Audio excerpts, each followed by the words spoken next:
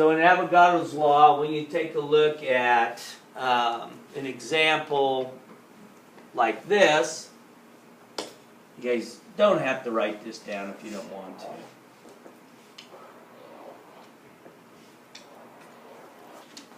We have argon in here, we have CO2 in here, and we got fluorine gas in there. Okay?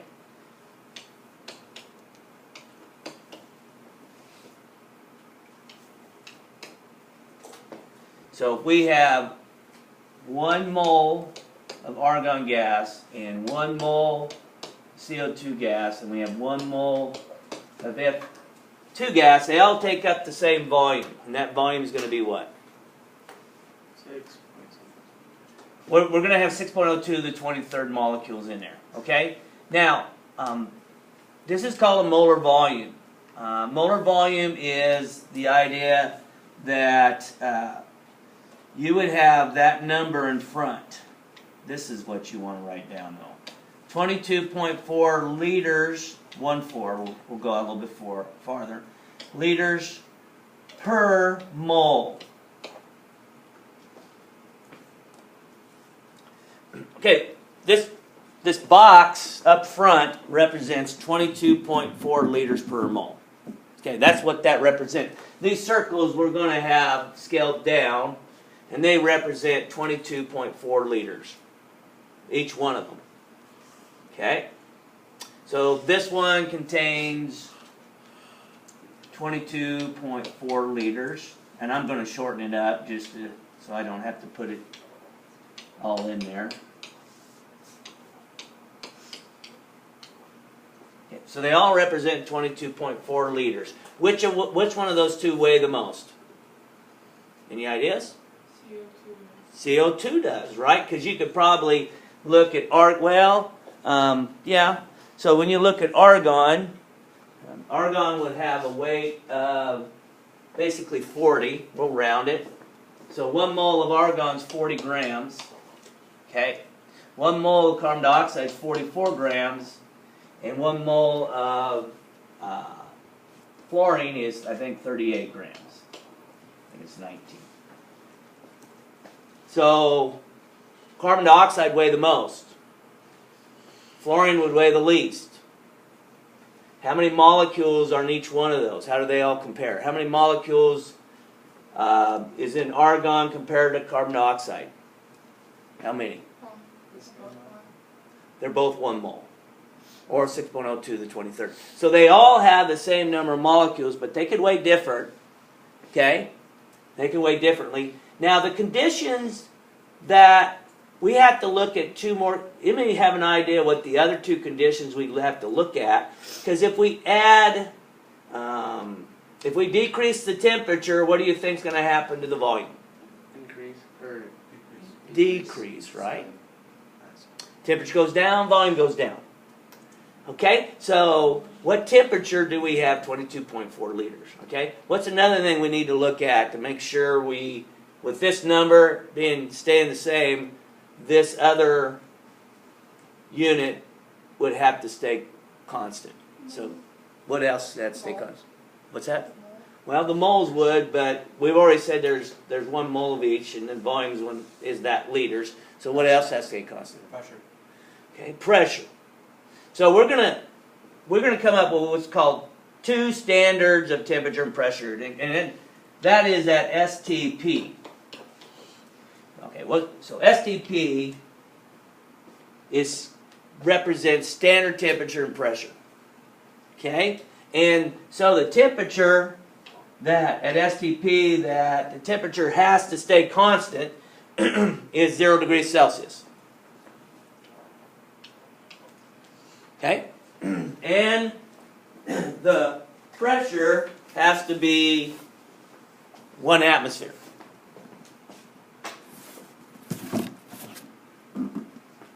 Okay, so when you look over here, you can see that's the condition that's on the front of the white one. Okay, it's standard temperature, and in standard pressure, ATM is a lot of times used Now, in this room, do we have standard temperature right now? No. Do we have standard pressure? Okay, so this condition kind of constrains what, you'd have to have perfect conditions for all this to take place. Now, we're going to do a lab on Monday where we're going to go through and we're going to collect a sample of a gas, hydrogen gas. We're going to make that hydrogen gas by reacting magnesium with hydrochloric acid in a long tube. And we're going to collect that tube, and that tube has measurements on it, and we can measure how much gas is produced. Then from that, we can predict what this volume would be if we had a mole of that gas by doing some conversions and ratios and taking a look at that. But you're going to do problems today. We'll do a couple real quick using this number, 22.414. Okay? We're also going to do problems today associated with an equation, the V1 over N1 equals V2 over N2. So we'll just do both of them. They're pretty easy. You'll have plenty of time to work on these. Probably get them done before you go, and not have to worry about them. You can put them in your notes too. There's not going to be a whole lot of them that you have to do. So let's take a look at some sample problems out of the book. Okay, and so if you have your book, I need you to open up to page 242. 242. And we're going to look at doing some problems under the 53, the molar volume that we need to calculate for on number 53. Okay, so 242 is what we're looking at. And we're 242 or 342? Oh, I'm 342. So page 342, we're going to look at number 53, and we're going to do 53A.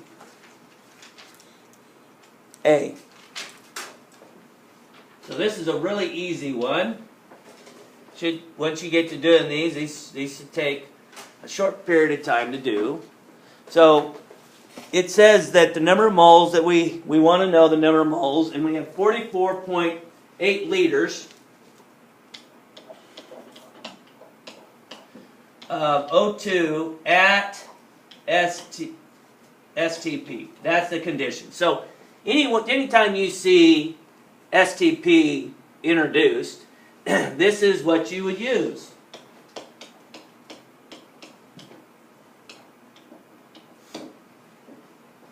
Okay? So anytime it says at STP, that's the volume you can use.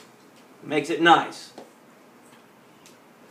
So we want to find the moles of O2. Then we have an idea how we would start setting up. Matt? You put the 44.8 liters over 22.4. Okay, I could do it over that and I'd get my answer and the units would work out. But I'm going to kind of use a process that we've used over and over again in here. And what I'm going to do is I'm going to match up my unit of liters of oxygen, and then I'm going to go to moles of oxygen up here.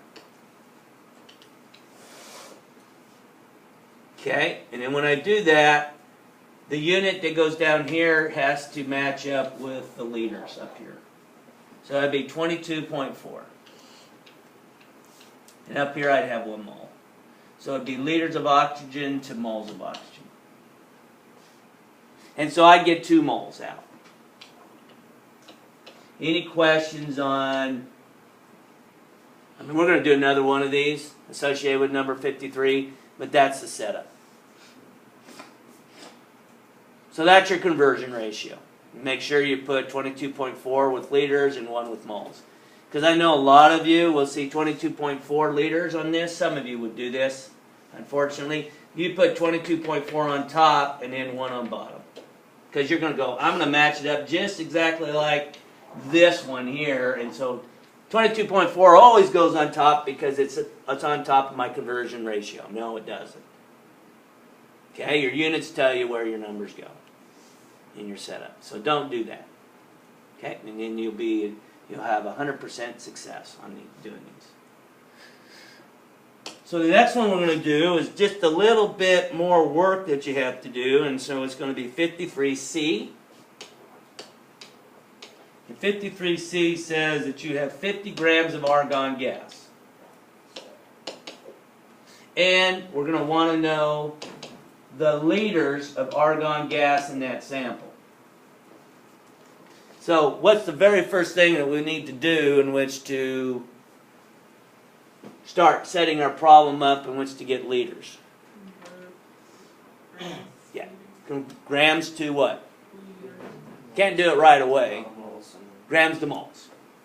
So I can go grams to moles in the one step. So here's grams of argon, and here's moles of argon. So then I look up the mass of argon, and it's 39.948.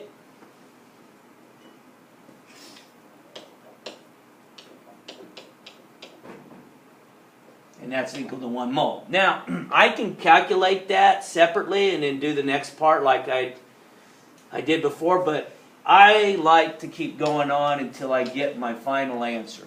So I've got moles of argon. My next step, I can go ahead and keep going. What unit goes on bottom? Moles of argon. And then related to what? Now, since this is at STP, these are all at STP, then I can go ahead and say for every 1 mole of argon gas, how many liters do I have? 22.4.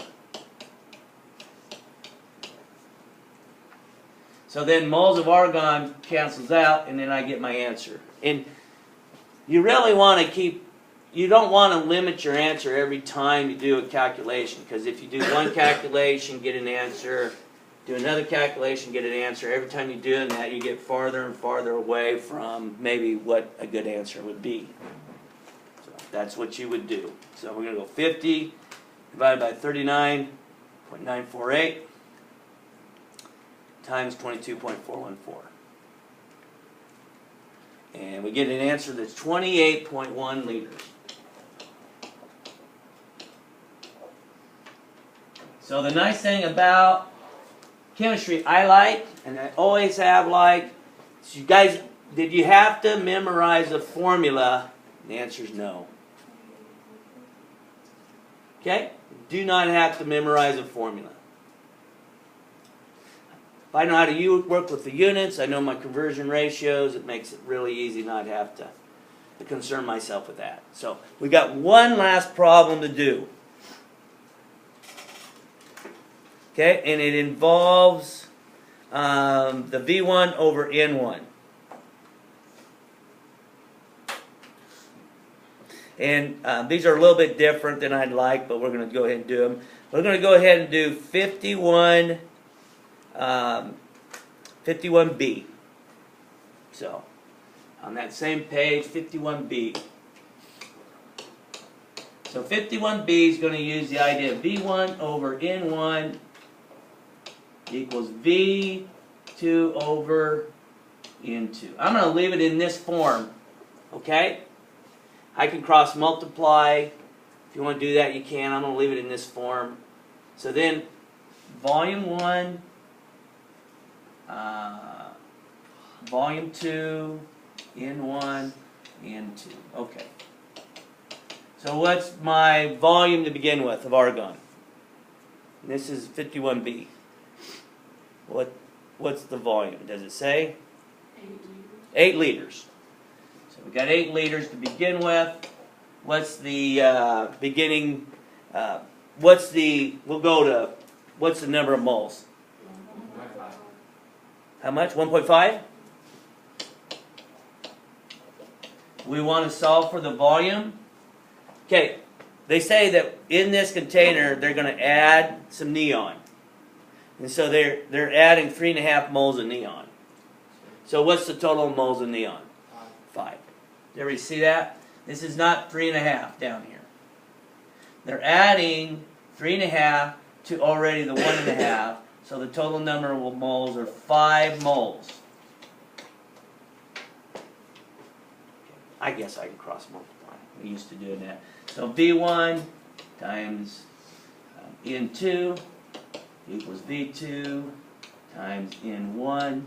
We're solving for volume 2, so divide both sides by N1, and that gets your answer. So you can just plug them in. V1's 8, 5, which would be 40, divided by N1, which is 1.5.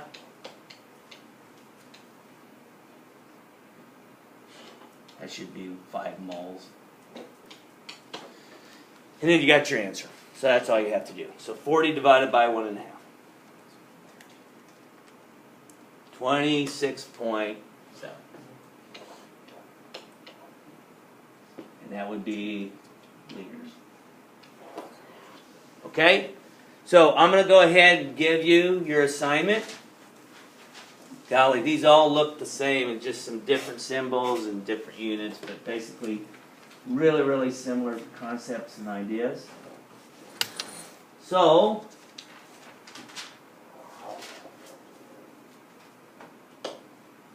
your assignment's on that same page, 342, for you to do, and you can put these in your notes because you won't have to turn them in. BC, ACD for 52 and 54. Okay. So I'm giving you about 20, 25 minutes to do that.